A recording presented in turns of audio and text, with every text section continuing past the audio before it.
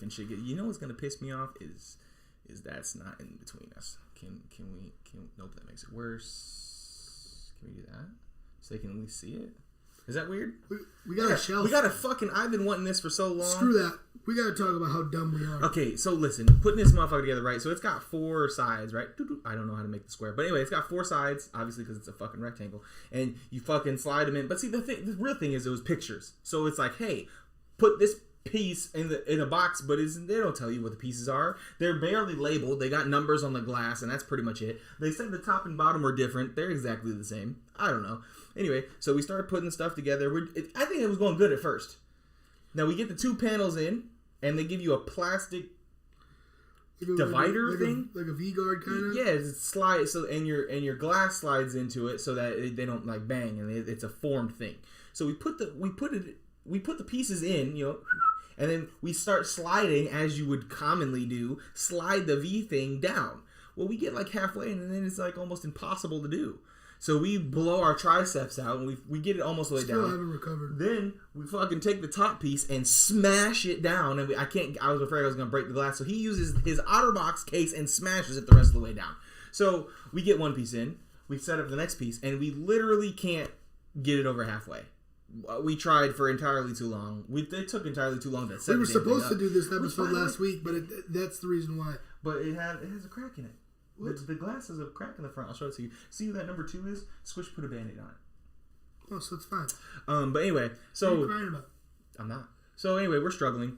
And Corey's like, dog, we're dumb as fuck. I'm like, what are you talking about? And he looks at the thing, and they had... So you have your back panel. They slide the plastic onto the... into this. Into the back piece. And then you slide the front piece into the back piece. You don't push it in all in one motion. You're supposed to scissor them together. Anyway, it took us entirely too long to do that. Putting the door on was kind of tough. But it looks good. We're going to get lights. This right here, those light up. But the plug is so far down, I don't have a cord yet. But those are going to light up. There's an Audi R8 next to them right there. That's an Audi R8. But yeah, the top shelf right here is, that's Godzilla. And then this is my Kamehakon goblet from the first ever Dragon Ball Z convention. It has writing on it, but you can't see it. Oh. Hey, Mom. And then that's Deku, and that's Tsunade. And then this is my Dragon Ball Z shelf right here. You can see Super Saiyan 4. I definitely feel like that's our best shelf. Yeah, it looks the best for sure. And then down here is the Superman shelf. It doesn't have much light. But I've got lights. Like, I've got these things that I'm going to use for something. They're either going to go, like, around so like they can light the room, or maybe we use some like on a per square to like shine down. I don't know what we're gonna do, but we're gonna do something with those. But anyway, we got lots to talk about. I'm gonna try to cover up the old, like zip through the old news so we can kind of get to the current stuff. NFL playoffs are going on. We missed the first week, but to be fair, I'm not tooting my own horn. All 6 games that I would have guessed and predicted live for you guys, I was right on. So these wildcard games, or the divisional round that we're gonna pick now, are games that I had already been thinking about for a while. I don't know about you, but I'm ready. So we're gonna do playoffs. We're gonna talk about a book I finished. You don't read, so fuck you. I can't read. Oh my god, that was embarrassing. I guess I probably shouldn't just put your. I should put this on multi-stream just in case. But yeah, so we got some stuff to talk about. I want to actually start with the book because I did finish it recently. It's called Star Wars Ronin. It's based off of the. Yeah. Here, let me see if I can show you. So right there is Ravenclaw, Hufflepuff, Slytherin, and Gryffindor. My mom made those, and I thought they looked really good in the house. All right, cool. The house settings up there. But yeah, that's my Harry Potter pictures up there. Shout out to you, Mom, for making those. Appreciate that. But Star Wars Ronin, very good book. It's based off the Visions episode. If you watched the Visions, which we did cover when those came out, episode 1 was one of the ones we both liked the best. I don't know exactly when they wrote the book versus when the Visions came out. You know what I'm saying? Because the first 3 chapters are the episode. And then it goes on and tells the rest of the story. So I don't know if she wrote this and then they were like, we can make that a Visions thing. Maybe called her and be like, hey, can we? Or, I don't know, because it says a Visions novel. Did they come up with that after the fact? I don't know. How long has Visions been out?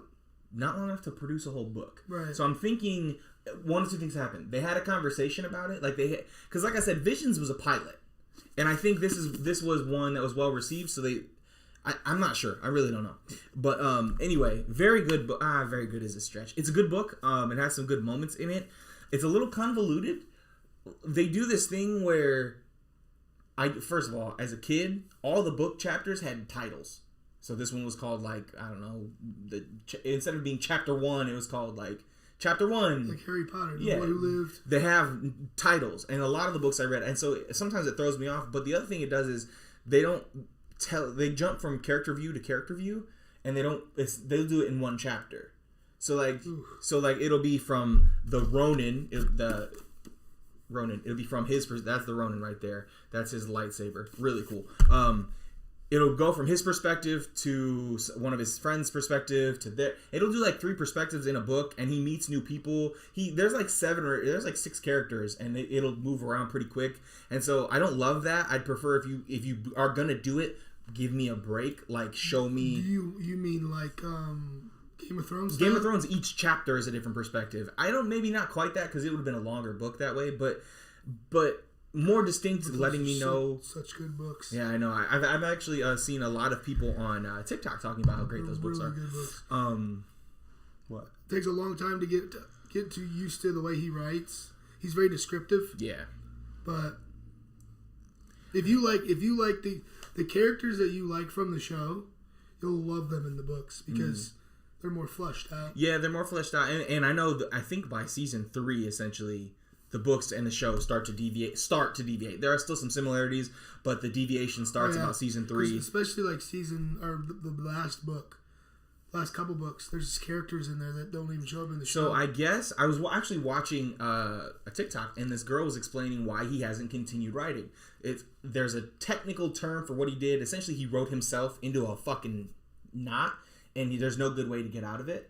And like in the show, they bullshit their way out of it because they can. They don't travel doesn't mean the same. She can just hop on the fucking dragon and fly across the whole country, which isn't something she can do in the book. Well, she can, but anyway, she can't leave all the people in Marine. But so anyway, Danny is stuck in Marine, and so he is having a hard time writing a way to get her out of Marine and to Westeros, which is the same problem they had in the show. But obviously, again, they bullshit their way through it. He is stuck to where he can't get her out of Marine. No. Yeah. No. That was I would find it. At the end of the book, she finally gets on Drogo, I think. That's the oldest, the biggest. Gets on him and flies. They think she's dead, but she's gone. Yeah, that happened in the show too. So she's sitting there, with this dragon. They're eating. The dragon's eating, and she's eating mustache sheep. Horses? I can't remember what it is. I think it might be a cow or something. It's just sitting there eating that. And then Dothraki show up. Yeah. So no, she's not stuck. The progression can go from there. Oh, yeah. Which there's a scene in the show that I want to see where she burns all of them. Yeah, and then leaves. Yeah, it's dope. That's what I want. Sick. I want. You should. I don't know what the hell she's talking about. Oh, I don't know that. All it is, to me personally, he's busy doing other things. He's got that game coming out, Elden Ring, which... It came out. Did it? And then the show was so... You think he's trying to diss himself from the end of the show? Someone said I think some of it, what happened at the end was in his plans. And he's like, oh, shit. Oh, yeah, that could be. Somebody also said that they were... putting Bran on the throne because, God, I hate that kid in that fucking book. It's the worst chapters. And I know it's because it's a kid, but Arya is a kid too. Yeah, she's a badass. She's fantastic. One of the other prevalent ideas was that he's waiting until he dies, and then he'll release them after he's dead, and it'll gain like all this extra popularity because the writer of Game of Thrones. This is just an idea somebody had. But anyway, back to the Ronin. That makes more sense than him writing himself in a knot. I'm just telling you what he said. Because it's not a knot. He left it really open ended, and he's a fantastic. He is one of the most underrated writers, I think, because nobody talks about how good the books are. Yeah, but the books are phenomenal. Yeah, I mean, I've only ever heard they're long. Right, they're the longest books I've ever read. I think the longest one in the series is like 1,400 pages. So they're long. That's like double Order of the Phoenix. They're long, but not in a bad way. Because like I said, you get introduced to a lot of characters that aren't in the show. Mm-hmm. They go really into where's the Viper from? Oh yeah, Dorne. Like that was a one lot of shit is going on. And that's what one of the people on TikTok was like. One of the things that made me most mad about the show is how they fuck the Dorn characters. They just there's a couple of characters that are like pivotal to like what's going on. Like a lot of extra, like you know, there's always some sneaky shit. Yeah, of course. There's a lot of extra sneaky shit going on. There's a character that you think is supposed to be dead that's not.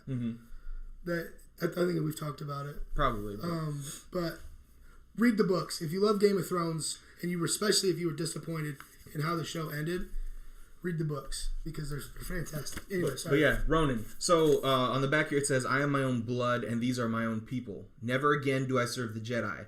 Never again do I yield to their lords." So like the picture and like the show, it's a long time, and it's more feudal Japan style. Obviously, it's based in of a Japanese cultures because it is a Japanese American lady who wrote it. He's clearly a Ronin, is a roaming samurai with no clan. He wears his, I don't know if you can tell, but this right here is the scabbard. His lightsaber doesn't turn off, so there's a defect in it somewhere, and it just stays on. So he built. Of the Jedis he's defeated, of Jedi Sith, of the Sith he's defeated, he takes their hilts and made himself a scabbard with his lightsaber and stuff. It's pretty good. The characters are pretty decent. I don't love the story because it's kind of like how you don't like Game of Thrones, Attack of Titan at first. How they give you no information and you slowly get drip fed it over 4 seasons. And you're like, holy fuck, this is amazing. Similar thing here where you got nothing. First of all, he only goes by the Ronin. You never learn his true name. He's some sort of Sith, but he also was a Jedi who became a Sith. It's really convoluted. He meets up with these characters. It's not bad. If you enjoy Star Wars, I think it's a good read, but it's pretty weird. It did have this badass line in it, though. So he is getting ready to leave the planet with a crew. Well, a crew, and then the bad guy, the lady he fights at the beginning, yeah, she comes back. She's not dead. Anyway, yeah, they don't. So apparently during this time there was a great Jedi Sith war, and I don't know. It's not clear when this takes place. I think it's still way before High Republic, and there's a Jedi Sith war, and the Sith have this witch who can raise people from the dead to do her bidding, like make zombies out of them basically. And so what happened then was she takes all the Jedi armies, and then someone turned against her lieutenant, her captain or whatever, decided, oh, this is bad. He turned against her. Then she took the planet, I guess, and this is all this takes place before this book starts. She takes the planet, right? And he was one of the Sith, but then he was like, once the planet that they stole was taken, he was like, man, the Sith are really bad. I'm going to fix that. So he goes around fucking up all the Sith he can find, which is how anyway, that's where we meet him here. And then come to find out that very quietly across the galaxy, people are coming missing with no bones from wars and stuff. And they're like, this is the same thing. The witch is back. And they're like, and he's hearing whispers of this and stuff and so on. So eventually, obviously, this lady comes back to try to fight him. Anyway, he's meeting a crew, and they're getting ready to leave the planet. And the bad girl who's chasing him, who's not dead, and his crewmate, I guess, who we don't know about at the time. He apparently has some sort of abilities in the Force. We're not sure on. It's very, very secretive. Anyway, they're waiting in the ship. And the pilot of the ship is going to talk to people to find out where the fuck her ship is. Because her ship was taken. They're on a spaceport. Anyway. So the one guy, his friend, there was a confrontation in the ship where the bad girl was about to kill the pilot. And the other guy held her at bay with the Force. And the pilot leaves. And then the other guy and the bad girl have a conversation. And he says, if I ever suspect you to strike her again, he said, light as air, I'll put the offending limb somewhere you'd never imagine it would fit. And I was like, that is such a badass line. I fell in love with the dude after that. I was like, that's fucking sick. I love that. Great line there. But again, a lot of the book is, I would give it like a 5 out of 10, a 6 out of 10. It's right in the middle. It's super mid. It's not bad, but it's not. Yeah, it's not bad. It's not great. The fights are okay, but the fights are also not. It's not enough for what I want out of a Star Wars book, but that's just me personally. But I think if you enjoyed the Visions episode, pick this up. It's very good. Moving on. I got a joke. You ready for this, folks? Yep. All right, you ready? All right. I found out you can't. It better be corny. I'm a dad. I found out that you can't run in a campground. You have to ran because it's past tense. You get it, guys? Past tense. You have to ran. Anyway, I love that. I thought it was funny. Running past tense? Let's see here. We got guys. Nobody? Okay. Let's actually talk NBA before we go into football. So, big little trade happened last week. Cam Reddish for the Hawks was traded to the New York Knicks. Now, back in the day when that draft class happened, 2019, I said I thought if we outside of Zion, not even outside Zion, who we picked, who we thought would have that end up having the best career out of that class, and I said Cam Reddish. He's 6'8", he can handle, he can shoot, he can play defense. Like, he's got the base to be a fantastic all-around player. He got traded to the Knicks, and RJ Barrett's having a sensational year coming out party. He's averaging like 25 this year. He's playing really good. So now the Knicks have Cam Reddish. Hey, it is not terrible. That's funny. The joke was hilarious. And I refuse. Pat, you can't run in a campground? Because it's past tense. You have to ran? That's awesome. I love it. Anyway, so they have two of the three Duke boys. And it's been long rumored that Zion hates New Orleans, he hates the Pelicans, and he loves New York City. There was a big hullabaloo when he got to play there for the first time. He was like, I love New York, the Garden, blah, blah, blah. Maybe. Some are insinuating that he's being fat on purpose. Like doing the James Harden? Maybe. I'm just saying, maybe. We wanted to do it in 2K. Get all three of the Duke boys on the same team and play. They could do it in real life. I'm just saying. So, I heard that they're blowing the Hawks up.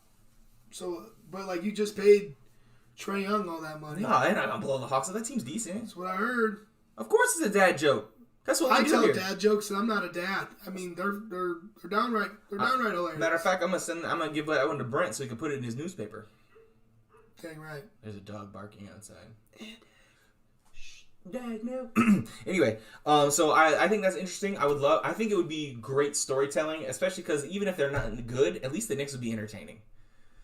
And currently, they're mildly entertaining. Remember, I wanted them to do that in the first place. Yeah, we were talking about having them trade. The Knicks could have pulled that off in that draft class. No, never mind. Pelicans could have. I wanted the Pelicans to take Zion and RJ Barrett. The Pelicans could have. Well, no, they wouldn't have got to RJ. They could have taken Zion and Cam. Because they had 1 and 4, and I wanted them to trade up to 3 so they could get RJ. But they didn't do it. No, they did not do it. They don't take my calls. No one takes my calls. I wonder why that would be. Anyway, so let's talk. Do I want to shit on Tom Brady, or do we want to pick our playoff games first? What do you think? All I want to know is, how about them Cowboys? How about them Cowboys? We gave them not 1 but 2 chances at the end of the game, and they shit the bed. Zog, not only did man shit all over themselves. Well, I want to see if I can find. So Dak cost them that game, right? Why, with 14 seconds, are you running up? No, not the Dukes of Hazzard Duke boys. The Duke boys from the Duke basketball team. Yeah, when they had Cam Reddish, Zion Williamson, and RJ Barrett. So you just not gonna retreat. Anyway. No, not that one. What was I saying? Sorry, I'm trying to get this 14 seconds on the clock. Yeah. Cowboys. What do they teach you in football? You got no timeouts. None. Where do you go? Sidelines. When you get the ball, right? Why are you running right up the middle? Well, see, here's the thing. So, according to, if you wanted to believe Mike McCarthy, no, I don't. He said that they practiced. Did he say that he should have never had another head coaching job? No, he said that when they practice the play, they practice it with 13 seconds. When they snapped the ball, there were 14 seconds on the clock. That gave them enough time to run their play, and get the ball spiked, according to Mike McCarthy. Here's why that's bullshit. You don't practice plays with that little time left. How can you guesstimate how far down the field he's going to get? How can you guesstimate where the ref's at?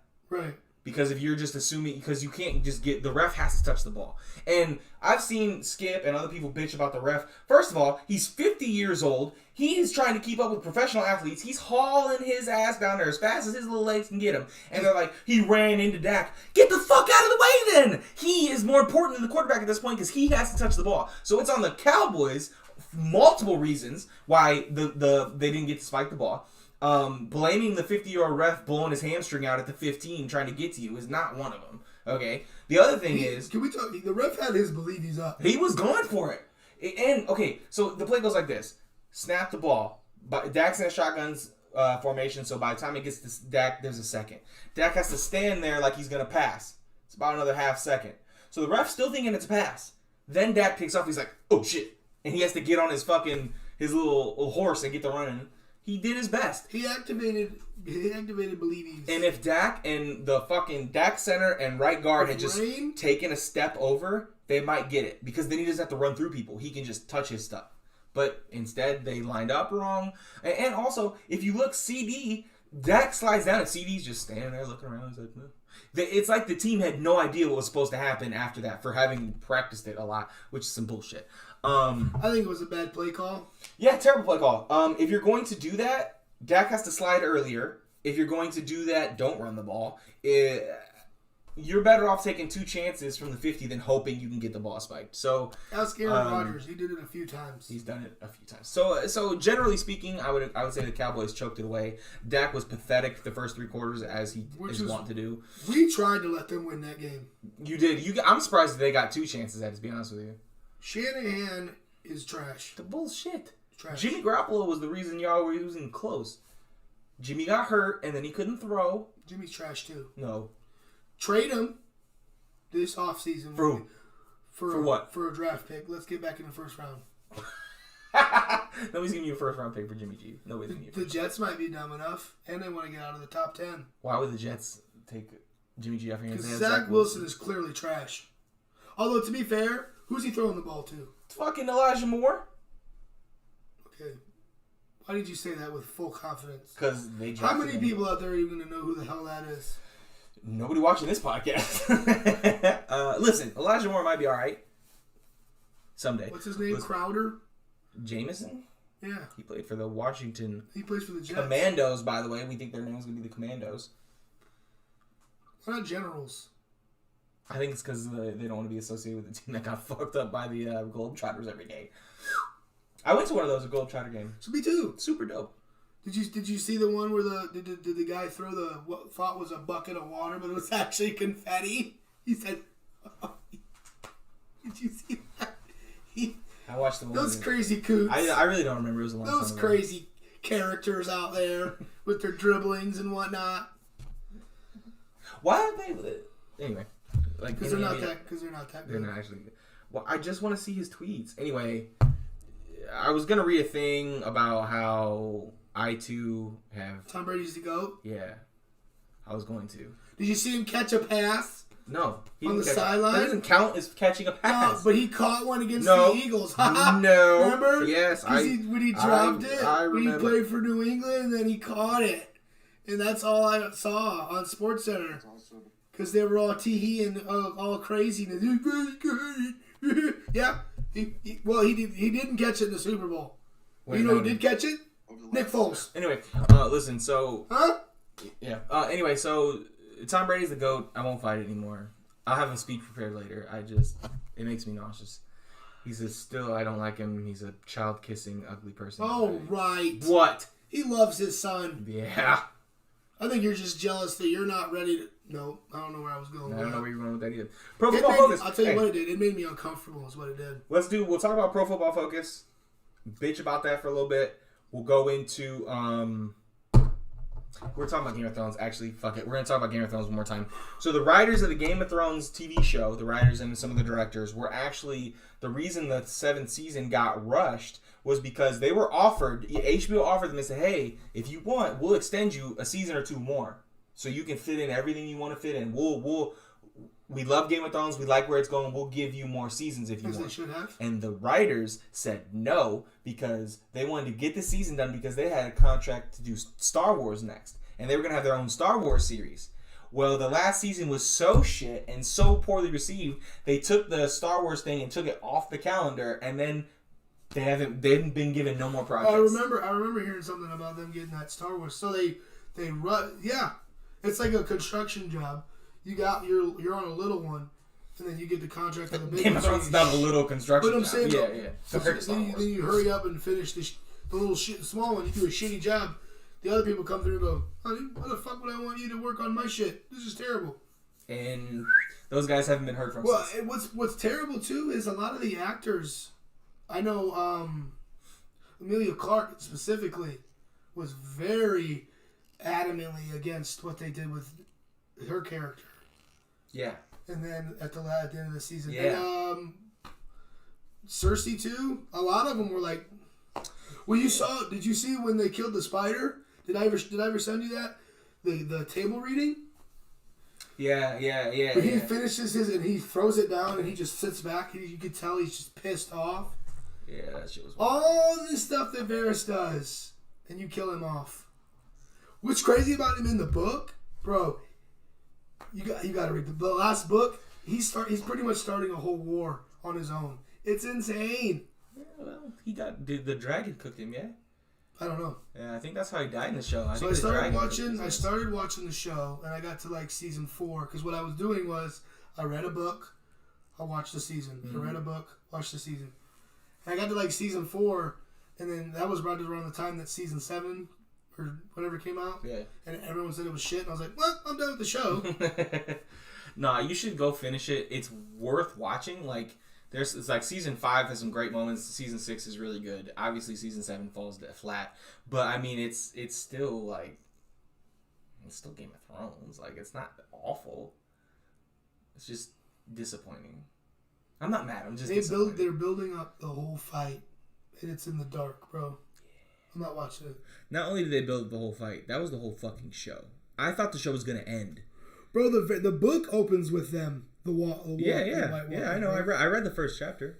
That's not even a chapter. That's the prologue. I read the prologue. But I'm saying, yeah, literally before chapter 1, the bro. whole shit is the White Walkers are coming, and then they spend 7 or 8 seasons. Oh, the Night Walkers they're fine. They breached the wall. Oh fuck! We're gonna end the whole fight in 1 episode, and you're not gonna see a damn thing.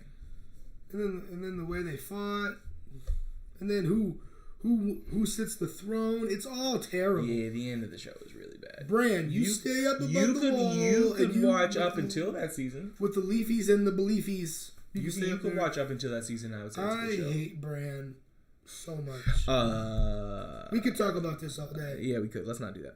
I do want to talk about Jujutsu Kaisen. No, we'll do that later. Pro Football Focus. Let's talk about that. So, Pro Football Focus had preseason rankings, right? By receiving core, the Bucks. Those of you who don't know, this is Bip Scalus. Bip Scalus is a website where he grades quarterbacks. It's their main thing that they do is grade quarterbacks. They grade lots of players, but obviously the quarterbacks are the most popular. Anyway, they had the receiving cores ranked. So the Bucks had the number 1 receiving core. You had Gronk, AB, Chris Godwin, Mike Evans, fucking OJ Howard. The receiving core as a whole was ranked number 1 in the NFL over the Chiefs, over the Cowboys, everybody. As you should be. Number 1. Green Bay, 15th. Last week, before the playoffs started, Pro Football Focus had Green Bay at 4 and Tampa at 10. So my question, and then so Skip is using that argument to say that Aaron Rodgers has more help than Brady does. How does that they've lost correlate? Is AB, right? Yeah. Who lost his mind? Well, they lost AB and then Godwin got hurt at like week 16 or something. So you still have Mike Evans and Gronk and OJ Howard and don't forget about Scotty Miller. They have him. Don't forget about fucking Brashad Perriman. I hate that Brady gets so much credit. Oh, he led a game-winning drive against the Bills. He threw a 7-yard pass that went 50 yards. He didn't do anything. I'm not gonna lie to you. I would have been able to get it there. Yeah, definitely. And also, they had a linebacker on a receiver. What? Full confidence. I'd have called hype, and I wouldn't even have looked at anybody else. Anyway, point being, that was literally Tim Tebow. Literally Tim Tebow against the Steelers. Yes, same thing. And my thing is this: Brady set all these records. He set the most attempts, most completions in the season. He led the league in passing yards and touchdowns. So why was his receiving core going down? Because Skip's writing a website and needs talking points. Brady's doing it with less yet again in Tampa. No, Mike Evans is no scrub. He had 7 consecutive seasons on a pass happy of 1,000 yards. You don't do it by accident. He still has Gronk. You can't cover one-on-one tight end. He still has O.J. Howard, who has breakaway speed at the tight end position. He still has Cameron Brate, who can catch passes over the middle. He's one of the most reliable pass catchers in the NFL. Out of the backfield, he's got Giovanni Bernard, who's still making plays. He scored a touchdown last week in the playoff game. He still got Leonard Fournette, who's coming back from a hamstring injury. He still has Ronald Jones. You act like he's got no help. Outside of Devontae Adams and Aaron Jones, who does Aaron Rodgers have? Scantling. Valdez Scantling. And Laser. Fucking Alan Laserbeam. I mean, can you name his backup running back? Felix. No. Felix. So I got through 3 Tampa Bay running backs, but he can't even name the second string in Green Bay. It's Quincy. No. Philanders. Regina Phalange. Listen, all I'm saying is it's dumb as hell. The narrative that Brady has no help is absolutely ridiculous. Let me see here. The main thing is, well, he's got Devontae Adams. And Skip is of the notion that Devontae Adams made Aaron Rodgers. Make that one make sense. So and also, Aaron Rodgers was successful when he was throwing to Jordy, yeah, Greg Jennings. Literally, Aaron Rodgers got Greg Jennings paid in Minnesota. Facts. And check this out. Aaron Rodgers is undefeated in games without Devontae Adams. But Devontae Adams had a game with 2 games without Aaron Rodgers this season. 0-2. Hot cross buns. Huh. That's weird. It's almost like the receiver's more dependent than the quarterback. Maybe a little bit. Anyway, it doesn't matter. 7-0, by the way. Also, who would you rather have number 2? Let's say Devontae Adams is number 1. Who would you rather have as his second best receiver? Mike Evans or Marquez Valdez-Scantling? Mike Evans. That's weird. Who would you go for third? Alan Lazard or Chris Godwin? Chris Godwin. Okay, how about fourth? Now, this is going to be tough because I can't name a third Green Bay receiver. A fourth Green Bay receiver. Or AB. Huh! That's weird. Doesn't make any fucking sense. Hey. AB doesn't play for them anymore. I'm stuck in my hair. What the fuck? Listen. AB doesn't play for them anymore. He had a mental breakdown on the sideline. He did have that. He took his shirt off and danced out of the stadium. Ran. But he was hurt. He was hurt. But, so check this out, right? So he was mad. Initial statement. He was mad because he was hurt. And the coach told him to go and hurt. And he said no. Then he left angry. Come to find out, AB was actually mad because he wasn't getting as many targets as Gronk was. And he said so in the locker room. He said, this is some bullshit. At halftime, he said, this is bullshit. So Gronk and Brady and Mike Evans go over and handle it for him. He's like, okay, I'll be nice. Then they come out at halftime. He said, no, you're not throwing me the ball. You're only throwing it to Gronk. He's your new boy now. Fuck that. New boy, first of all. Yeah, Gronk's the OG boy. But anyway. And I'm sorry, but if I'm quarterback and I got a man, and if I got somebody that literally they can't tackle, just gotta throw it to Gronk. I'm just gonna, hey, look, you take this 5-yard out and make me 25 yards, and guess who gets 25 yards on their stats? This guy. Check this out. Pro Football Focus, second graded running back in the NFL. Can you guess who it is? You got a lot of running backs picked. You got Nick Chubb. No, I don't think it's gonna be any of them. You got Aaron Jones. You got Derrick Henry. Well, he missed a lot of time, so I can see why it wouldn't be him. He's coming back. He is coming back. He's about to come back to fucking lose that game. We'll pick that later. We'll talk about that later. A little teaser. To the Bangies. A little teaser. All right. Pro Football Focus graded A.J. Dillon. Do you know who that is? That's the second string running back in Green Bay. Is that Corey Dillon's son? Yes. As the second best running back in football, he averaged 47 yards a game, and he had 5 touchdowns for the whole season. Oh, we talked about him, right? Yeah.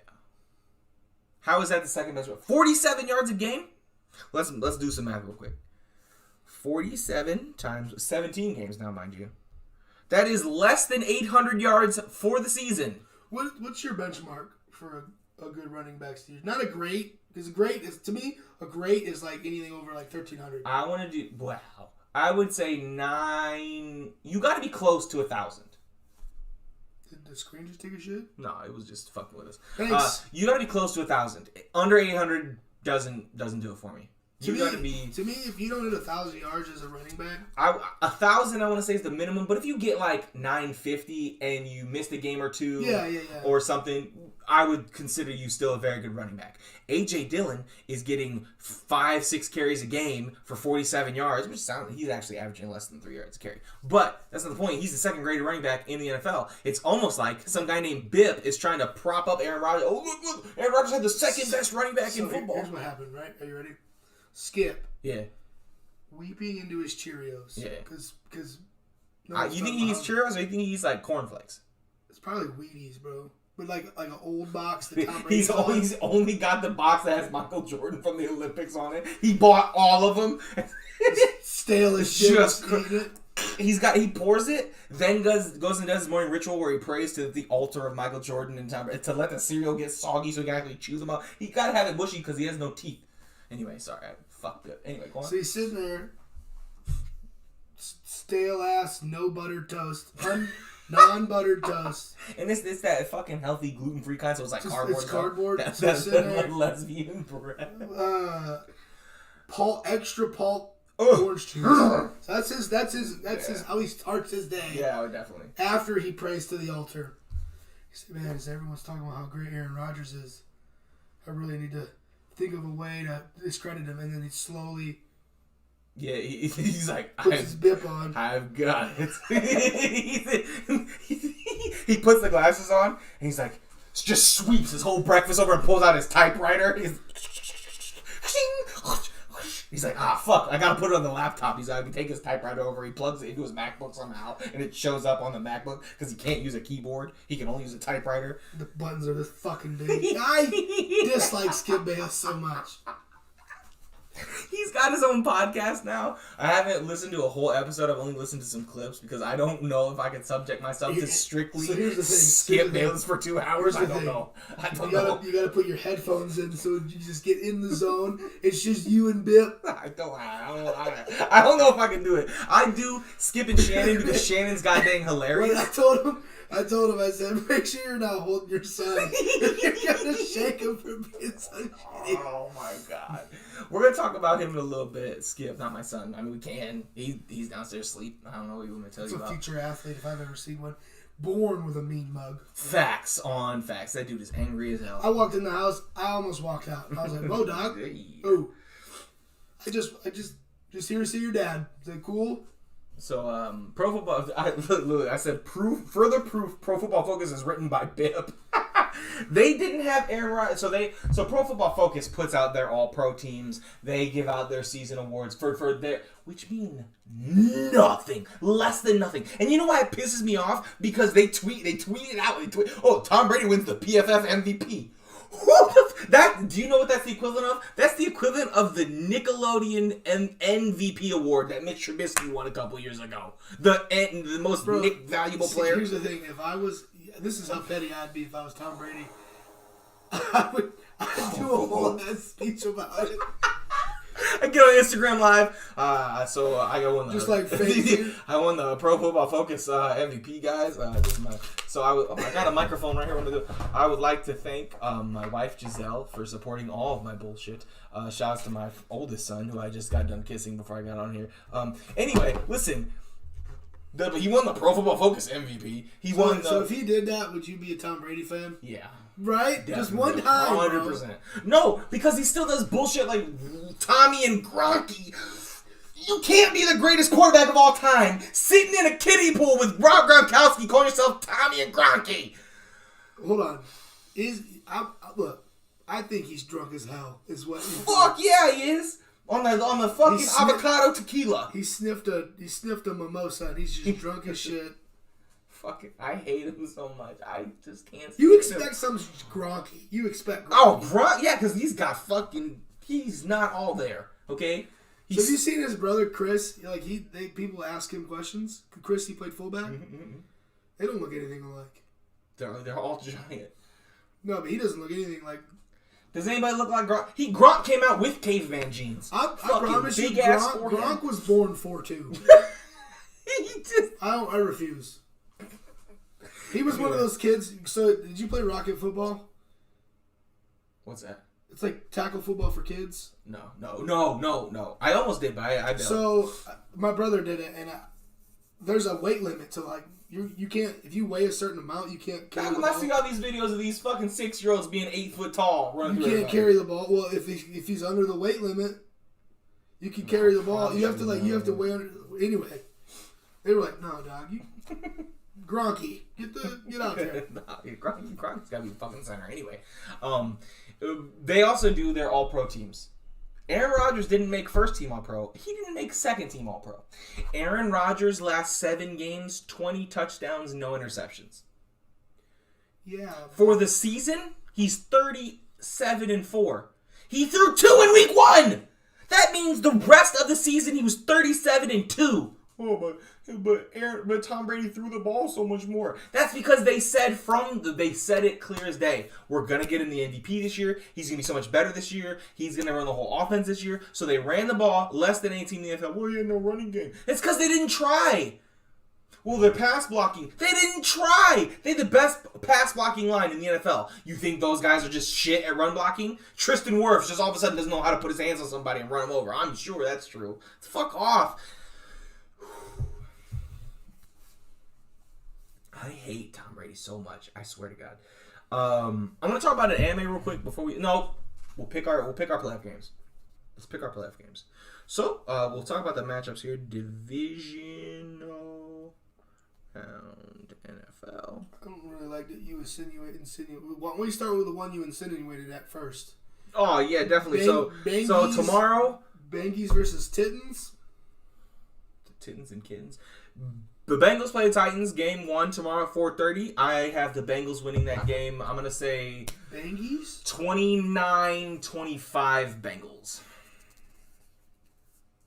What is your reasoning? Is it because the Titans defense is so ass? The Titans' pass defense is their weakest point. They haven't played, and the Cincinnati just came off an emotional. They're building some momentum. Did you see that? Did you see that touchdown by Joe Burrow? Goddamn amazing. No, it shouldn't have counted, but it was awesome. What do you mean? They blew it dead. Did they? Uh-huh. Why? The ref thought he stepped out of bounds and blew the whistle. So he blew the whistle as he was throwing, and then they're like, "Well, I mean, it was a really good throw." We'll say the play, he caught it before the whistle blew, which isn't true. So they overturned it and gave him the touchdown. They ended up winning the game. I think that Cincinnati's on a roll. I think they beat Kansas City. They win their first playoff game in 100 years. Not really 100. It's like 36 or something. But I think they got the momentum. I think they have the better quarterback. I think Jamar Chase is going to fuck up that defense, and I'm just going to roll with the Bengals. I think it's going to be the Bengals win the game. How about yourself? Yo, you give me all this shit, but yeah, I just wanted to say Bangies. Like it matters. Nah, so we both got Bengals. So what are we gonna do with this? Are we gonna do all the way through? That you get the belt. We did week by week. We did week by week. For the regular season, I didn't know if you wanted to. What are we gonna do with the Super Bowl? Because Super Bowl means Super Bowl. So whoever's holding the belt going in. That's like WrestleMania. Super Bowl is a WrestleMania. You get to hold it until the draft apparently. Yeah, the draft. I had you. And then like the first four or 5 picks. You were kicking my ass. And then the Bengals took Jamar Chase, and my whole life, which turned out to be the right play, which we'll discuss later. You have Bengals. I wanted to look at our records here real quick because we've been on and off so much throughout the season. You held it 5 times. I held it 2. I think I ended up being 5-3 when we stopped. So you technically held the belt right now. I say, personally, you can hold it until the division round is over. We'll see if we actually have any differences, though, because I'm not going to make us pick the games. But we both have Bengals beating the Titans. Literally game. Strictly off the Titans' pass defense. Next game, 8:15 tomorrow. Niners, Packers. Who do you got? Packers. Just kidding. Niners. You picking the Niners? Picking your team? It's my team. Guess what? I'm picking your team, too, because I picked them to go to the Super Bowl. Now, here's the problem. I have conflicting things because I want what I want. Nick Bosa is going to play. But so is also Sedarius Smith and Marcellus Wiley. They're both playing. You know, their best pass rusher. Let me say this. Well, we also got ours back too, but the 49ers defense, I think, is built to play against the Packers. I think more so their offense is built. Aaron Rodgers ain't never beat us in the playoffs, cuz. Okay, that's fair. See, that's true. I didn't even think. Listen, I'm not. Here's what I want. To truth be told, my heart is picking 49ers because at the beginning of the season I picked them to go to the Super Bowl. So I'm picking the 49ers off of heart. My head says Green Bay comes out and fucks them up, and then they play Tampa Bay in the championship game, and Aaron Rodgers gets his run back. That's what I think is going to happen. My heart says I'm picking the Niners because I picked them to start the season, so I'm picking the Niners now. I can't go, hey, what's good? What's good? Battling? I love that name. Battling. Anyway, shout out to you. Appreciate you. We're talking about the NFL playoffs. Were you on Dev Hour? No, I mean, I might look like somebody who's on Dev Hour podcast, or he might, but we're not on anything called Dev Hour podcast. Nobody calls me to do anything. I call you. Barely. I don't call. I'm not gonna lie. I call you to get advice, and then you hang up call on me to apologize for being late all the goddamn time. I never apologize. I just show up. That's true. Being me. That's definitely true. No, but hey, thank you for stopping by. I wish we were on a podcast. Yeah, if you know the people at Dev Hour, and if they talk about sports or anime or anything, you could send them to us. We'll talk to them. I don't know how to do that though. I'm not gonna lie. Sometimes I can't get Discord to work. Ah. Okay. Hey man, can I make this? Can I?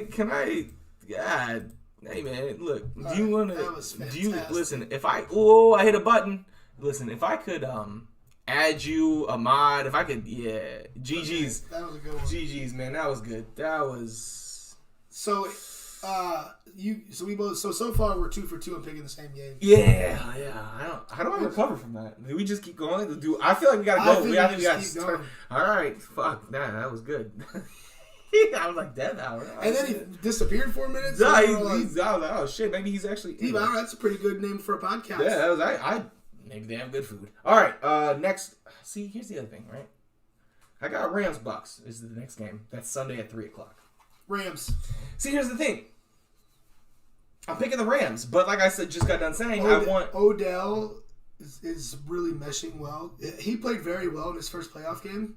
Whoa. First playoff game with the Rams. That's what I meant. Yeah, okay. And he meshed well. He came at the perfect time because literally Robert Woods got hurt. No, Robert Woods got hurt the Friday after they signed his ass. And then him and Cooper Kupp are really good. Yeah, and you can't. Plus, I low-key want Matt Stafford to do better than Jared Goff would have. Also, low-key, high-key, I want Tom Brady to lose to Matt Stafford in the playoff game.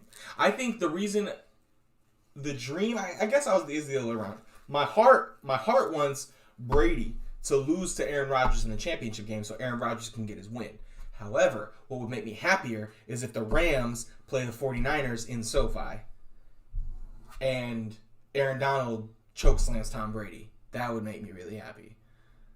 I think Tom Brady, especially after the dog, he came in, dropped the D's nuts, and left. Wow. Didn't even stay long enough to see our reaction. No, because this is delayed like 10 or 15 seconds. So he saw the reaction, giggled to himself, and fucking dipped. It's pretty good. Wow. Anyway.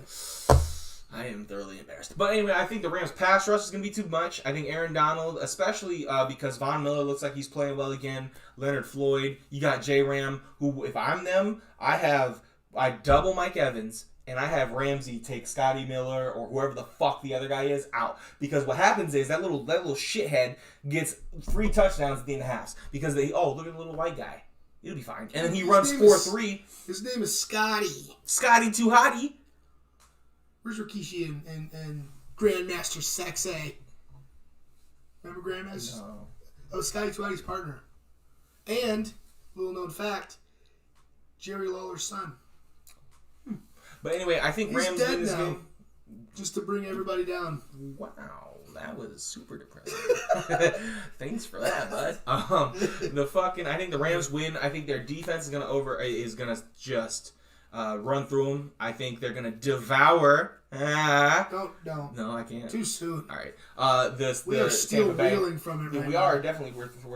Look at this shirt, dog. Look at this fucking. Hold on. Which way I pull this fucking logo? See, make sure you I don't don't pull know how out to do the. it. Don't pull the mid. Don't pull the midriff out. The midi. I can't.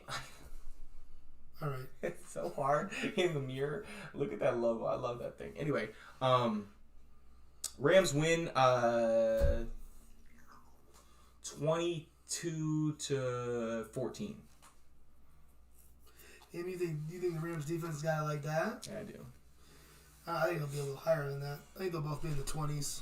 Rams win, I think. 28-24. Close game.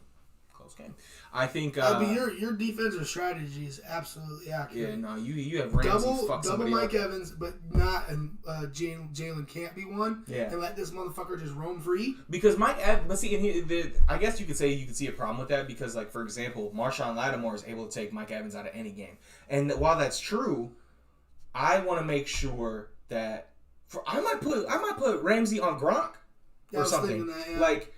Honestly, I mean, Ramsey's a bigger corner. The way they're using him this year is phenomenal. Dog, all over the defense. The way he played in week 2 against the Bears just made him embarrassed us. It was so sad. I'm really excited. He's playing more of a roamy because he was getting bored. He's so good, nobody's throwing at him anyway. So he's like, so he would get burned on some bullshit. But not like Trayvon Diggs. That dude, he's got 11 interceptions. He's so good. Guys, he gave up over 1,000 yards. It's either a pick or a touchdown. He gave up the most yards per catch. He had the least passes defense. If he could, I know you want your DBs to be aggressive, but settle it down a little bit. Because sure, 11 interceptions, fantastic. You're also getting burnt a lot and giving up touchdowns because you're too aggressive. Settle the fuck down. But he's a young kid, he's a rookie. Yeah, no. And he plays for Dallas. Second year. What's up? Plays for Dallas, so do what everybody else do. What they all do: get burned out, get your money, and and give up. Ramsey. You been hanging out with DeMarcus Lawrence? You kidding? Because he forgot how to play football. DeMarcus Lawrence was really good this year. Was he? Yeah. For the first time in like 4 years. Yes. When did he get paid? Yeah, he got paid a while ago. Yeah, and he just forgot how to play football. Well, I mean, it's stressful getting paid money and sucking at your job. Listen, last game of the week. There's only 4. Bills Chiefs. All right, tell you what. So that we're different, because I think I know who you're going to take. I'll take the Bucks in that game, just so that we're different. But you know you have the Bucks winning the Super Bowl. Yeah, but I don't think they're going to beat the Rams. But I'm just saying. I think, all right, who you taking, Chiefs or Bills? I'm taking the Chiefs. Okay. But we both have the Chiefs in the Super Bowl, and that's okay. We don't have to be different because it's going to come down to the Super Bowl pick. Let's say we pick every game exactly the same. It comes down to the Super Bowl. You have Chiefs Bucks. I have Chiefs Niners. Now we both have the Chiefs winning. I got the Bills beating the Chiefs. You saw what happened last time they played there? In the playoffs? Yeah, but Josh Allen is playing way better. Yeah, that's what they said last year. This season he was playing worse than he was last season going into the playoffs. So yeah, and I guess I'm basing it off him then smacking the Patriots. They beat the dog shit out of the Patriots, and he was making some hellacious throws. However, let's break it down. Who has the better coach? Bills or Chiefs? Chiefs. Who has the better quarterback? Bills or Chiefs? Who has a better quarterback? Bills or Chiefs? Chiefs. Yeah, you don't think Josh Allen is better than Patrick Mahomes? No, I don't, but I also don't. Though I'll say this. He is better, but in like that way that's like it's like, yeah, but the other one, if you had the other one, it wouldn't be that bad. You know what I mean? Sure. You can say that about Justin Herbert too. But I don't want to say that. I don't want to say that he's better as in like, because Josh Allen's bad. No. I'm not trying to. He's better, but like Josh Allen only because Patrick Mahomes is the most inconsistent quarterback in the NFL.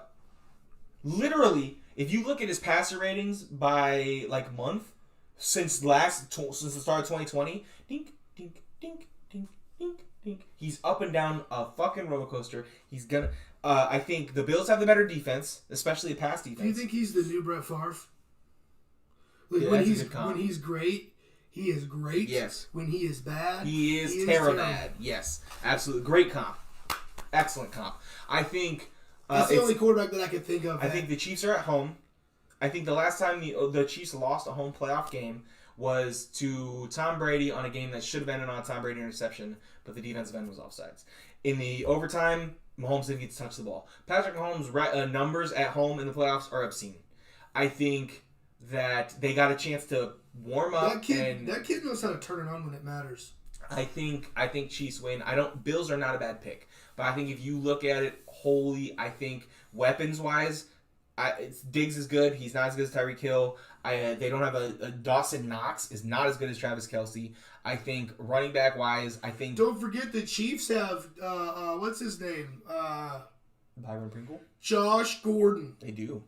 They also have Jerick McKinnon, your old running back. Trash. Who's been playing phenomenal. His knees exploded 2 years in a row. Yeah. We got rid of him. Yeah, definitely go Rams. My mom wants the Rams to win because Cooper Kupp and his wife are really sweet. I said I don't need that extra motivation. Whoever's playing Tom Brady, kick his ass. It would not hurt my feelings at all for them to ruin my Super Bowl pick. Yeah, fair. So yeah, let's recap this and then we'll talk about some all of our picks are the same. No, you have Bills. I have Chiefs. No, I'm taking the Chiefs. Okay. We both have Bengals. We both have 49ers. We both have Rams. We both have Chiefs. I hope those all come true because that would be super dope. But my Super Bowl pick to start the season, before week 1 was Chiefs Niners in a Chiefs win as a rematch of the Super Bowl 2 years ago. You have the rematch from the Super Bowl last year. Chiefs Bucks. Chiefs get their revenge. So that's kind of what we're hoping for. I think that's where the deviation is going to come from. I would hate to see Aaron Rodgers lose because he is so freaking good and he gets no credit for he's only been to 4 conference championship games or whatever. Playoff games he loses, his defense averages giving up over 35 points a game. Again, stop acting like hold on. So with Tom Brady has a top flight defense. Mm-hmm. No one talks about it. Dude. But you also on the adverse, you don't talk about it when Aaron Rodgers' defense is fucking god awful. Right. Neither one of them play defense. It's rough, but like I said, hopefully the Bucks get taken out. It's almost like there's 2 sides of the ball in football. There's 3. Well, there's special teams. Are you gonna be like Skip and say it shouldn't be special teams? No, take the kickers out of the game. There's 2 of them. There's 3 if you want to count long snapper. You still gotta do your job. If you don't block, then the kick gets blocked. Most of the time, these fucks should be blocking during the game. So you just go block again. Left guard, go out there and do that again, but don't let the fuck jump over you. You're so stupid. All right, man. I want to talk about Jujutsu Kaisen. We talked about it a couple weeks ago. I love this freaking manga, man, and the anime is really good too. The anime and the manga, I haven't found any deviation. Like, sometimes they have filler episodes or whatever, but I haven't found any. Jujutsu Kaisen is one of the because New Age anime, for example, Black Clover, the anime was catching up with the manga. They said, we're going to take a year off and not do any anime for a while so that the manga can finish and they can follow the continuity. Because this happened a couple decades ago. Full Metal Alchemist. Yeah. So what happened was Full Metal Alchemist ran up to the manga and they were like, well, we're not going to wait. And they just kept going. So they would go off on bullshit and then come back to the manga. And then go off on bullshit and come back to the manga. And eventually they just decided we're not going to even do that. We're just going to write our own shit. And they finished Full Metal Alchemist. Years go by, Full Metal Alchemist Brotherhood comes out. Is essentially just the manga in anime form.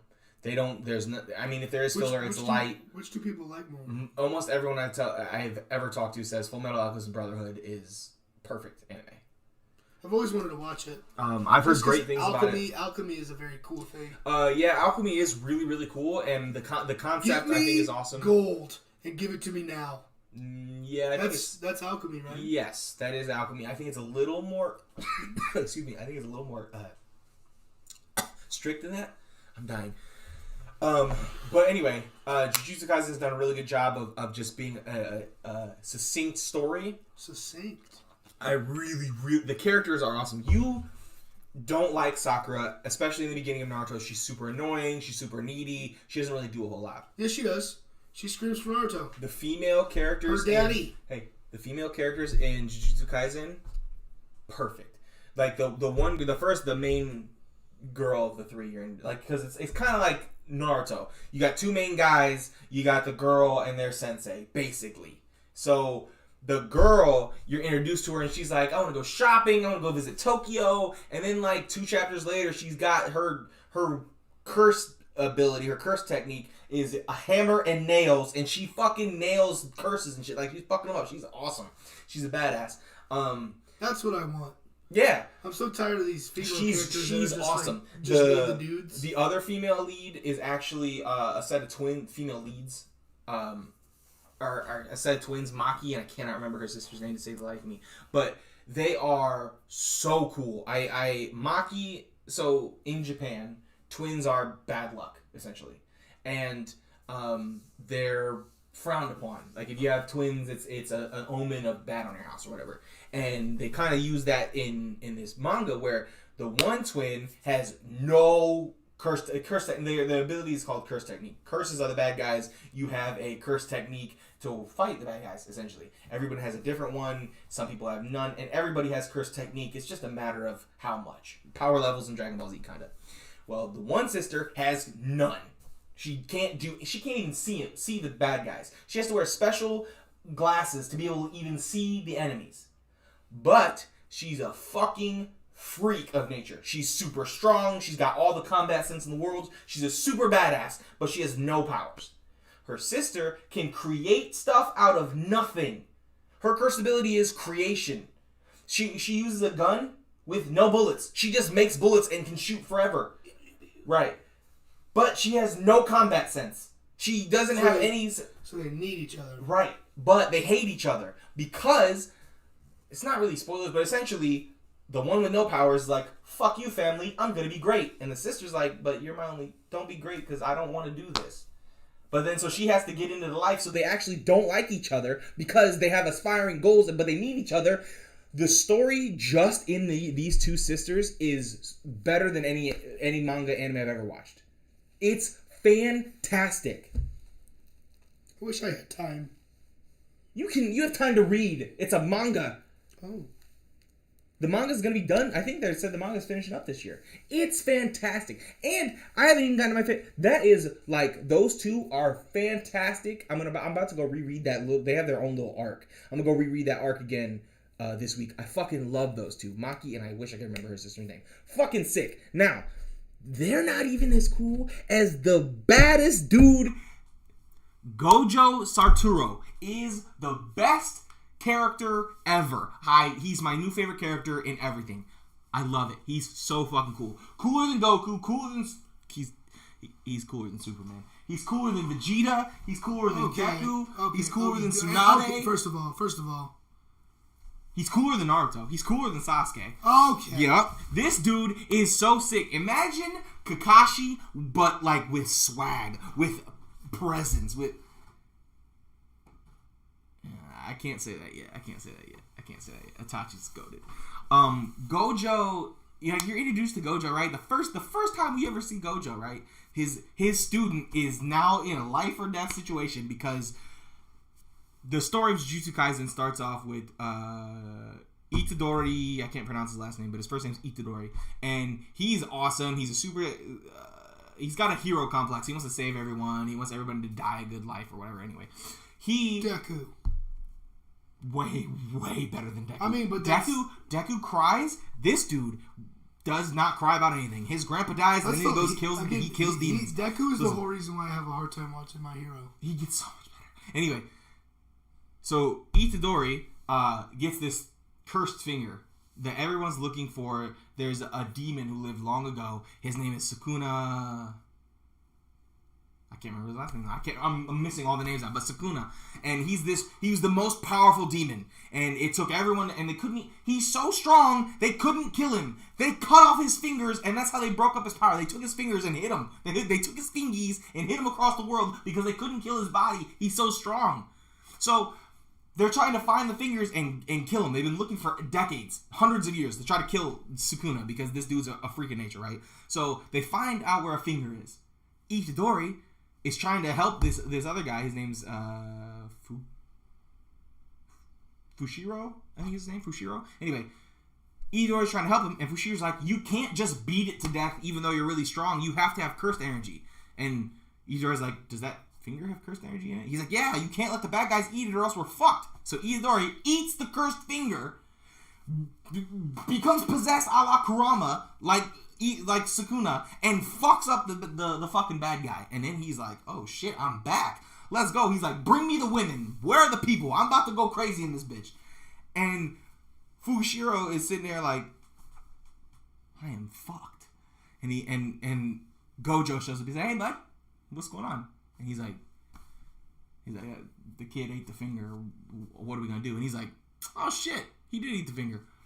You look like you got your ass beat. And he takes pictures of him. He's like, I'm gonna send these to your classmates. And he's like, really? Gojo, we got a problem. So yeah, but this is funny. So Gojo's like, hey, Itadori. And Itadori's like, yeah. He's like, so can you control Sukuna? He's like, yeah, I think so. He's like, all right, bet. Transform into Sukuna for 10 seconds. After 10 seconds are up, come back, or else I'll kill you. And he's like, all right. So he turns into Sukuna and he fights him. Bro, he doesn't look at him. He's wearing a blindfold. We don't know why. He's wearing a blindfold and is not fighting. He's like doing this shit. And he ends up back to back. Like Sukuna's facing this way and his Gojo's back. He's like, hey, I gotta show off for my student here, so let's make this good. And just dog walks him. Then the kid turns back and he's like, oh, you can't control him. That's dope as fuck. Fucking, this is all episode 1, by the way. I'm not spoiling a whole lot. So then, Gojo, the kid wakes up, chained in a room full of, like, paper bombs and shit, so he can't leave. And Gojo's sitting there like, hey, you're about to die, so let's talk this out. And the kid, oh, no. So, essentially, the kid can absorb the powers of Sukuna and control him. Dope. And if they kill the kid, Sukuna dies. So Gojo's like, hey, how about you eat the rest of these fingers, and then we'll kill you. Or you die now. And the kid's like, oh, I guess I'll just eat the fingers. You guys gonna eat a whole... Right? So they're walking 10 around. Pack of fingies. Dog, 20 pack. He's got 4 arms. All the fingies. Damn, So anyway. so many fingies. They're walking around. They're about to go introduce... He's going to go to school to learn how to be a fighter. Itadori is. And Gojo's walking with him. And Itadori's like, so, if this Sukuna is so strong, what happens if I eat all the fingers and I can't control him and I turn into Sukuna? What then? And Gojo's like, well, I have to fight him. And he goes, well, would you win? And Gojo goes, I'd probably have to try, but yeah, I'd win. The strongest demon of all time. And this dude's like, oh yeah, I'll wipe his ass. Bro! And I could probably take the blindfold off. The best part about this motherfucker is that he there's at no point he's not that motherfucker. He's always that dude. See, that's like some animes that do that. They shit. Introduce you get introduced to the third Hokage and you're like, holy fuck, this dude's insane. And then by the end of the Chunin exams, Naruto and them would fuck him up. And then you're like, dog, what are we gonna do with Orochimaru? This dude's crazy. And then Pain shows up. And then it keeps stacking. Nobody's fucking with Gojo, bro. This dude, he's riding. You're never gonna watch it. He's riding in the car. He's getting ready to go to a meeting, and he's like, "Hey, stop the car." And the guy's like, "Are you gonna kill me?" And he's like, "What? No, just drop me off. Go." So the guy drives away, and this bad guy shows up and fucking fireballs, blows Gojo the fuck up. And the guy goes, "That guy told me I was gonna die if I fought Gojo. This is easy."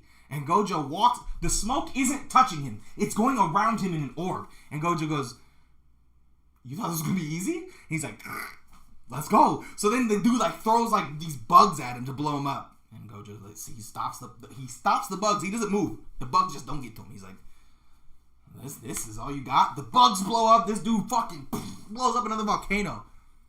Gojo's like, "You got to do better than that." And the guy's like, No, I touched you. I know I hit you. You dead. I saw you die. Gojo's like, No. You touched the infinity between us. Because this is the first time we're hearing what he can do. And the guy's like, what are you talking about? And Gojo's like, well, here, touch me. And the guy's like, you gonna fuck me up? He's like, no, just touch my hand. So the guy reaches. He's like, he can't go any farther. He can't touch him. And Gojo's like, you're touching the infinity between us. Unless I don't want you to. And he holds his hand.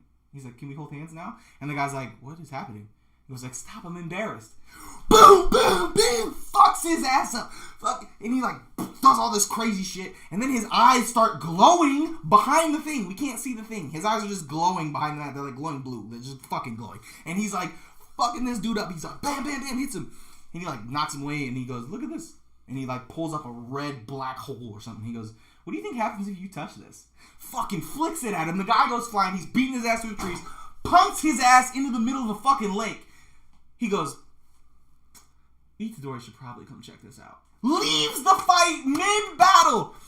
The fucking guy he's fighting is crawling out of the water. He's like, fucking, that dude, I'm gonna die fighting this guy. I need to, alright, I know what I'm gonna do. I'm gonna call up my domain. I'm gonna fuck him up. Where'd he go? He comes back with his student. And his student's like, where the fuck? He's like, weren't we just at school? He's like, we jumped. He's like, what is happening? So then they flash back. Gojo walks into the room. He's teaching him to do something. Gojo's like, hey. And the kid like freaks out. He's like, we gotta go do something. He just grabs him and he just poofs back to the lake. The fucking dude is coming out of the water. And then the dude's like, what are you gonna do? Is that a shield? Are you scared? He's like, nah, don't worry about him. He's just gonna watch us learn. He's gonna learn what's happening right now. And the guy's like, that's it. He calls us domain, whatever that means. I'm not gonna tell you what it means, but he calls us domain. And Gojo they get engulfed in a volcano because this dude's got a volcano for a head, and they're in a volcano. And Gojo's like, just stay close to me, Itadori, you'll be fine. And Itadori's like arm is on fire, and he's like, listen, in a domain, all your techniques are guaranteed to hit. So if you get a guy in your domain, you will hit him no matter what, because Gojo couldn't be touched before. So the guy like throws a rock at him, and Gojo just like taps it and blows it up. He's like, listen, there's two ways to get rid of domain. Run away, you'll probably die, or call your own domain and break it. So the guy's like throws a wall of lava at him, and he goes, he called something limitless, and he activates his domain. Fucking whew, the room goes white.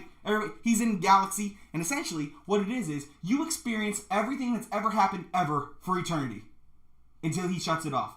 So the guy's like, I can't see, I can't move. Actually, I can see everything. I have all this information and knowledge, and I can't do nothing with it. Gojo goes, all right, we gotta go. Rips the dude's head off! He's so cool! And that's only the first encounter. Gojo's a fucking badass. The bad guy's whole shtick. How do we A, avoid Gojo, or B, not have him in the picture? We can't do anything with. He is the strongest, and not only is it like he's the strongest, you cannot fuck with Gojo, and it's awesome. He's my favorite character. He's so cool. Good? No. I went and reread all his fights this week. God, he's so fucking sick, bro. Anyway. Bullshit Skip says. Watch Jujutsu Kaisen or read it. Consume it somehow, please. It's amazing. What's going on? The Lakers won. LeBron Grayson Allen got ejected for flagrant 2. Oh, really? Tell me you knew Grayson Allen played for the Bucks. I 100% knew Grayson Allen played for the Bucks. Did you know Grayson Allen is shooting the highest percentage from the corner in the NBA? Like 50% from 3 from the corner. He's also scored the most points from that far right corner. Bullshit Skip Bayless says, and then we can get out of here. Go watch Jujutsu Kaisen. Alright. Skip Bayless said Karl Malone Skippery was a better mid-range shooter than LeBron James. I don't think I ever saw Karl Malone shoot the ball. He was doing layups or dunks, right? Bro, it was literally, they called him the mailman. Because he just delivered the mail. He was good in the post. I'm not trying to say Karl Malone was a damn good scorer. Literally second of all time. Did he have a fadeaway like LeBron? Maybe. But like he wasn't like pulling up from midi. Whenever you look up highlights of Karl Malone, he's going to the basket. Why would you say that? Pick and roll, bro. So Skip likes to say, Skip goes, Tom Brady only has the 10th ranked defense this year. It's so much a harder run to the Super Bowl because his defense isn't as good. Hey, Skip. Tom Brady has had a top 10 ranked defense for 18 seasons. Aaron Rodgers has had 1. And who complains about having my team is only 10. Huh? Aaron, the fucking Tom, last year, Patrick Mahomes. Okay, how about this? Let me frame it a different way. Playoff wins without a top 10 defense. All of Patrick Mahomes' playoff wins are without a top 10 defense. All of them. 7. But Tom Brady only has a top 10 ranked defense this year. Fuck you, Skip. Moving By the way, I Googled it.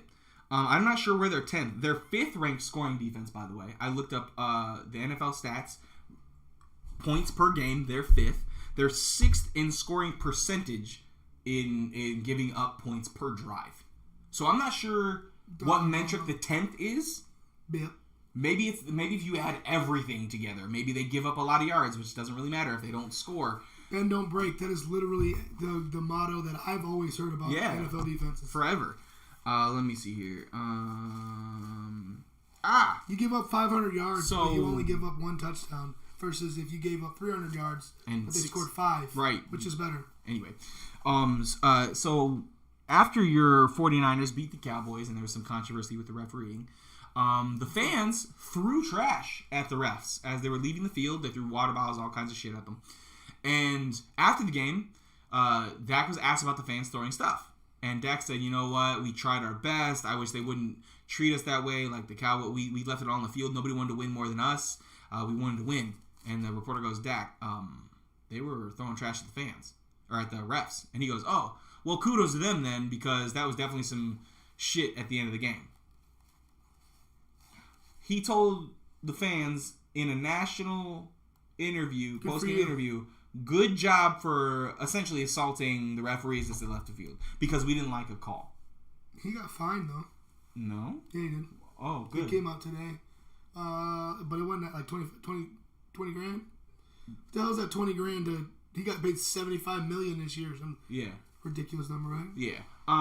That's one of the worst things I've seen out of a professional athlete in a while. I was almost like that. And then his apology? Check out his apology. Like when Ben Roethlisberger made that comment about, oh yeah, we're not going to win. Yeah. What the fuck you don't want to hear that out of your quarterback. So Dak on Twitter said, that was a mistake on my behalf. I am sorry. Now, there was a tweet before that Did you tweet that while you were peeing? Is that why it's so short? He tweeted a whole paragraph about how we shouldn't say that. Dog, you tweeted it? You should address it in the same way you said it.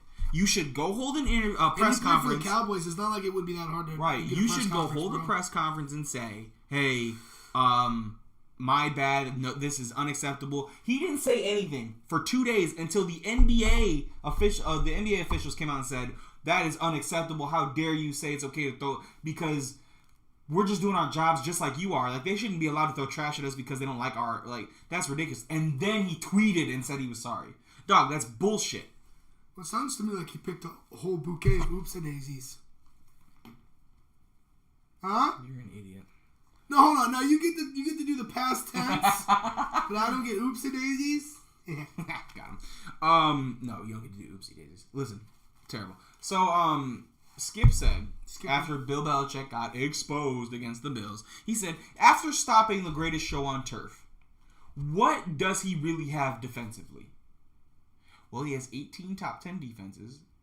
He had every single Super Bowl, won or lost, was within one possession at all times. Well, not at all times, but it came down to one possession. So, essentially, he gave his quarterback the best chance to win at all times. And he goes, well, all he had to do was stop Eli Manning from going 70. Eli Manning had one of the greatest plays of all time. That dot to Mario Manningham. Well, that was the second one. I'm talking about the first one. The first Super Bowl, Tom Brady drives and goes up 14-10. And he said all he had to do was prevent Eli Manning from going 75 yards and winning the game. Now, that was the one he threw the game-winning touchdown pass to Plaxico Burress. Also, he leaves out on that drive that a corner dropped an interception that would have ended the game, and that they blew the assignment on Plaxico Burress. Bro. That's coach's fault? Bro. He put him in position, but it's the coach's fault. Or he talks about Tom Brady threw for 500 yards and lost to Nick Foles because his defense gave up so many yards. Okay, but Tom Brady had 2 chances to go win the game with less than 3 minutes left, and he failed on both of them. One of them ended up being a fumble. But no, man, it's all, you can't. Fucking Brady threw for 500 yards. Dope, but if he didn't score touchdowns on that, that's kind of his fault, yeah? He got to 38 points, but he had to get to 42. Wow. It's literally like scoring in the NBA, scoring like 60 points in a loss. Good for you. Booker, what's Devin Booker's career high? 70. Did it in a loss. But you had to think about it because he didn't loss. What's Kobe's career high? If Kobe 81, if Kobe would have scored 81 in a loss, then they would have cared. I mean it's 81, but They would have cared, but it's not got the same impact. Mamba baby. Smile if Kobe put up 40 on you, and they got Jalen Rose 2 smiles that gives me every time. Hey Bro. man, what are you drinking? Martini. 81 olives. He doesn't break eye contact. No smile. Let me get 81 olives. And the guy's like, I'm just kidding. Even the waiter was like, that's one of the greatest commercials. Fucking perfect. Jalen's like, really, man? Fucking perfect, bro. Shit. He got divorced, by the way. Jalen? Yeah. Poor fella. Him and Carrie Champion got divorced. Stephen A. I don't know. He don't always make the list, mostly because I don't have time to listen to all of it. Okay, but him posting when the Cowboys lose, bro. Dog, they got a highlight reel. He goes, "Hey, run the tape," and he's showing all the fans crying in the stand. And he's So just why crying. does he hate the Cowboys so much? Cause Skip? He hates the Cowboys fans because Cowboys fans suck. Cowboys fans are ass, and he hates it. So when they lose, he goes off on them, right? So he says here that he can't. They were asking a dumbass question: who would you rather have going into these playoffs in the NBA? Ja Morant or Giannis? And he said, I can't definitively go out here and say I would rather have Giannis over Ja. He said Giannis is Giannis, blah, blah, blah. But I don't know because Giannis had 50 points in the final game of the NBA season. He had 2 amazing defensive plays, almost on the level of LeBron, where he ran back and blocked an alley-oop. He was guarding the pick and roll, guarded the pick, and rolled and blocked an alley-oop out of the sky to save a game. He came back from folding his leg the wrong way to average 40 in the finals in 6 games.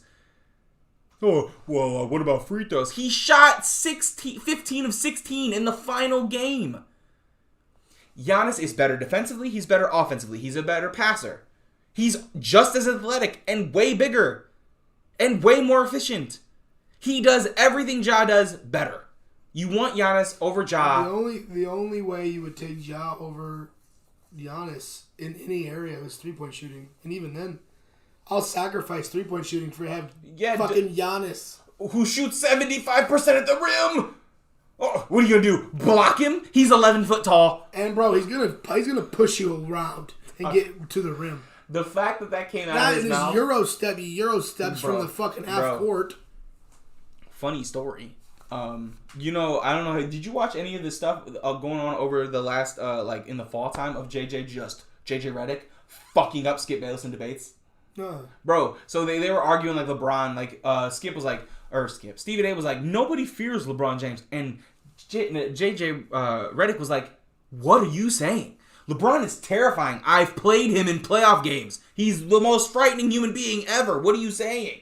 And everybody's scared of him, but they don't respect it. So he's flamed him a couple times. He hasn't been back on the show in like 4 months.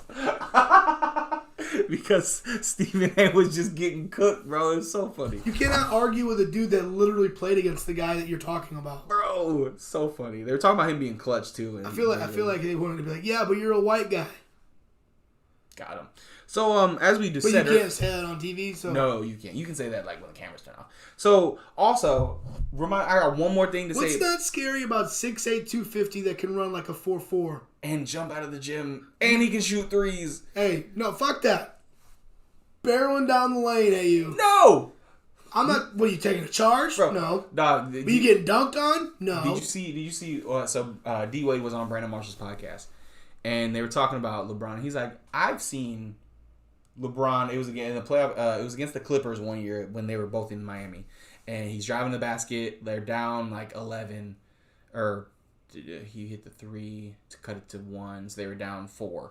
And he's driving the basket, and he steps on a guy's ankle like we've seen him do before. He rolls his ankle real bad. I mean, hobble. The motherfucker's hobbling. He hobbles out of bounds. He hobbles back inbounds. The play is still going on. He hobbles back onto the court to the same corner where he hit the 3 against the Hawks after he hurt his ankle. And he's doing this. He fucking hits the three, rips it, cuts it. It's 92-91 now, and he's limping his ass back up the court. Tightens his shoes up, scores 20 points in the fourth quarter. They win the game. And Dwyane Wade's like, the dude's a freak. They don't make any sense.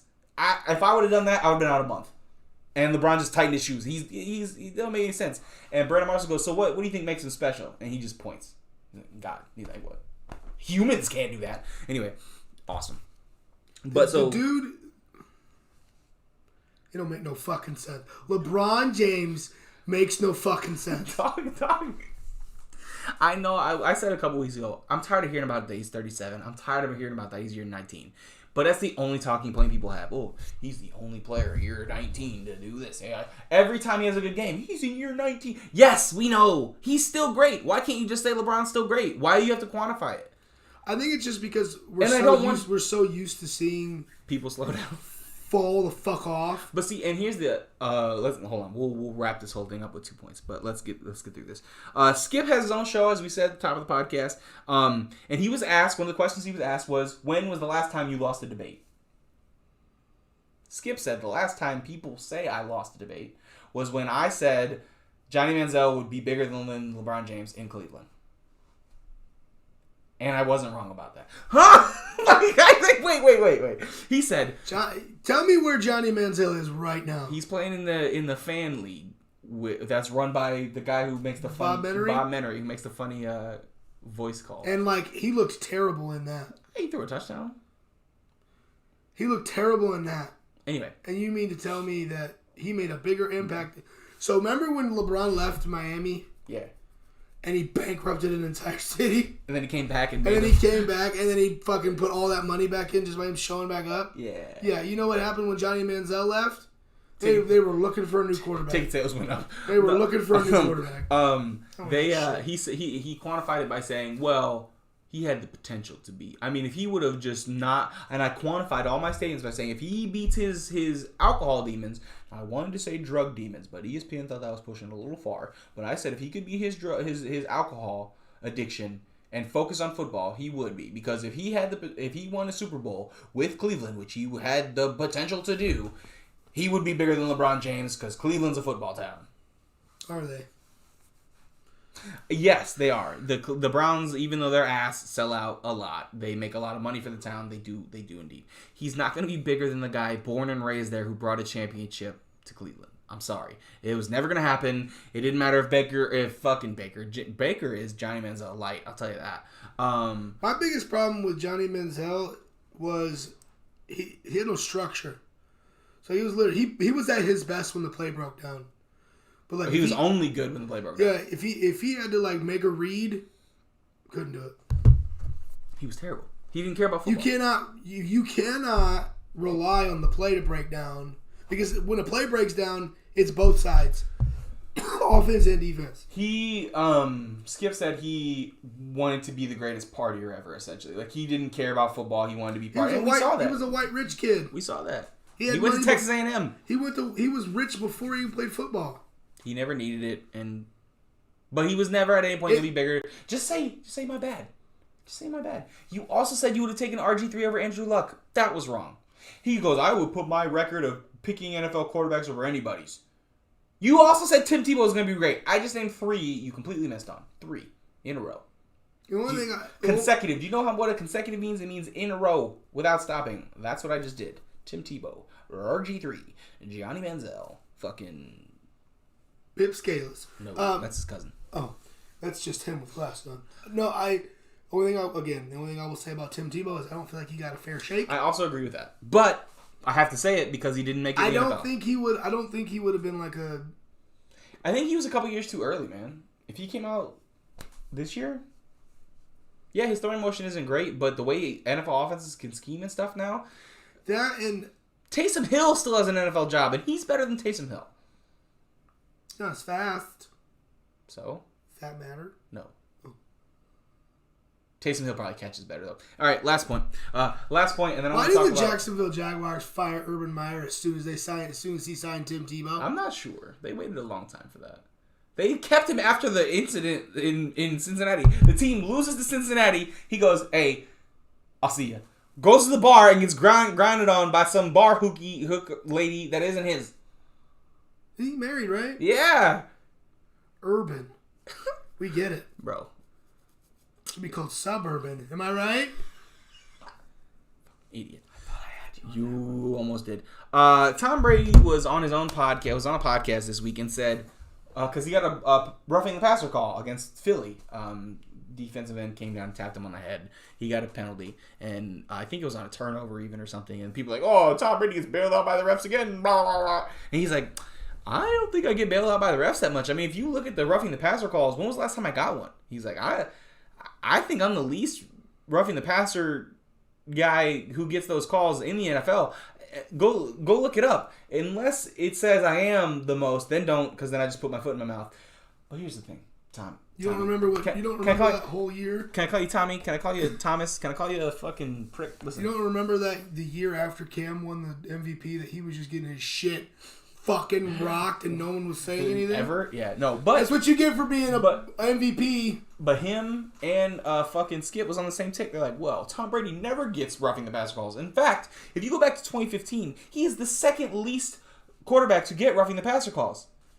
Two things. First of all, Tom Brady is notorious for throwing the ball short and very quickly. Second of all, this year, he had the best pass blocking offensive line in the NFL. So if they can't get near the quarterback, he's probably not going to get roughing the passer calls. That's crazy. He's very, very quick to check down. Right. And that's not a bad. I'm not saying it is a negative. I'm just saying he gets the ball out quickly because he doesn't want to take hits. The one thing about him, and Peyton Manning was guilty of it too. If he knew there was nothing to be done, he'd take the sack. He'd fall down. Why? I get it. Because what? You right. Fight, you don't have anything you fight it. Now you're hurt because you fought a sack. Well, I don't get. And he was talking about I get bailed. They're both of them were talking about how he gets bailed out by roughing the passer calls. Nobody's talking about that. You know what you do get bailed out by? Defensive pass interference calls. On clearly not or you get them both ways. You get them called for you when they definitely shouldn't be, like Mike Evans running a ball is 25 yards overthrown and you get a pass interference call not once but twice in the same drive before half, or you get it the other way where there is clearly pass interference, like when Aaron Rodgers or when Rodgers threw the pick? Brady threw a pick and the DB clearly pulled the receiver down, but they didn't call it. Like, you get it. You get benefited from the refs more than anybody else. But you're right. You don't get roughing the passer calls because you're never in that situation. But you are in defensive. The game against the Bills you would have lost if they would have called the pass interference calls the right play because you wouldn't have scored the last touchdown to send it to overtime. So, and it's like in basketball, LeBron, well, he doesn't get any calls now, or Jordan, for example, would get calls where you're like, what the fuck what are we doing here? It would happen all the time. Kareem, there's a famous one where Kareem they got the phantom foul on Kareem to win a championship. Superstars get calls. Don't pretend you don't. That's my whole point. Don't pretend you don't get benefit. Every superstar does, and you should. That's what, when you earn that right, you get a couple calls. I'm not saying there's leaning one way or the other. I'm saying you've earned equity. Where if you maybe get bumped, but it's a 50-50 call, it should go your way. That's all I'm saying. Now, Skip, while I dislike a lot of his takes, and while I dislike him as a person, maybe not that, but he takes his job very seriously, and he's very good at it. And I was watching a thing, because somebody asked, he is very good at it. He knows exactly how to get attention and get retention, so... That's, okay, you're talking about that aspect, and yeah, you're right. Definitely. Like, I think his takes are terrible. I think 80% of his takes are bullshit. I think he's working us over for all the money we got. And it's working. It's working. I can't argue. But he was asked on his podcast what happens in between commercials. And he says, between commercial break, I have to walk away and focus on the next topic. Because Shannon and I are both trying to win the debate. And he's like, sometimes we get a little heated, and I need to take a minute. So I walk off set. I go around my little corner. I sit down on he's got a little desk. He said, I sit down at my desk. I take a drink. I read over my topics, and I plan out what I'm going to do next. If he says this, I'm going to go here. If he goes this way, I'm going to do this. And he plans out his next set until there's 30 seconds left, because it's usually about 3 or 4 minute commercials on TV.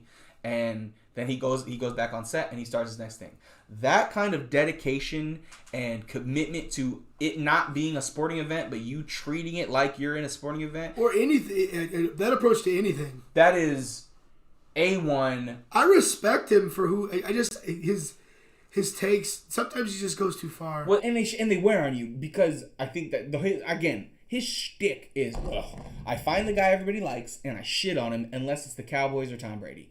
Other than that, for example, he shit talks Giannis. He shits on Steph. He shits on LeBron because they're the most popular guys. And then he'll hype up guys like fucking Grayson Allen for his grit or something. And it's like, you can see through it. Bag.